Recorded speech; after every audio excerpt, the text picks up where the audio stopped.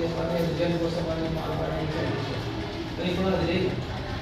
Class చూస్తున్నాను నేను చాలా బాగా చూస్తున్నాను. పిల్లలకి బాగానే ఇంటర్ మన క్లాస్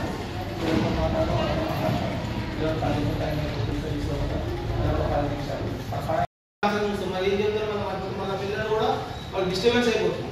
వాడు కూడా క్యాచ్ చేయడం చెప్పే మాట. కాబట్టి క్లాస్ ఉన్నంత కాలం ఫోన్ మాత్రం దాన్ని తీసుకోవాలి, అవాయిడ్ చేయాలి ఫోన్. అప్పుడు మనం పిల్లలకి మనం చెప్పడానికి అవకాశం అయిపోతుంది. ఇంకో ఏంటంటే మనకి పిల్లలకి బాగా ఇప్పుడు డల్ స్టూడెంట్ ఉంటాడు, యావరేజ్ స్టూడెంట్ ఉంటాడు, క్లాస్ ఉంటాడు.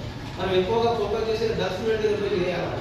తర్వాత నీకు ఏమైంది అర్థమైందా లేదా అని చెప్పింది, అర్థమవుతుందా లేదా, నీకు ఏం అర్థం కాదు అడగడానికి మనం చెప్తా. మన దగ్గర నుంచి మనం చెప్పేమనుకోండి వాడు ఇంకా ఇంట్రెస్ట్ వెళ్ళడానికి అవకాశం ఉంటుంది.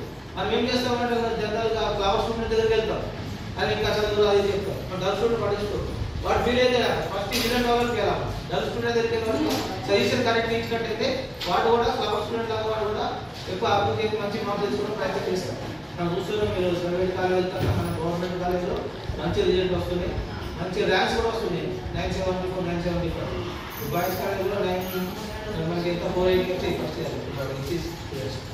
500 అక్కడ లెక్చర్స్ అందరూ కూడా పాపం అక్కడ వాళ్ళకి పిల్లలు పేద పిల్లలు వాళ్ళందరూ ఎక్కువ చేసి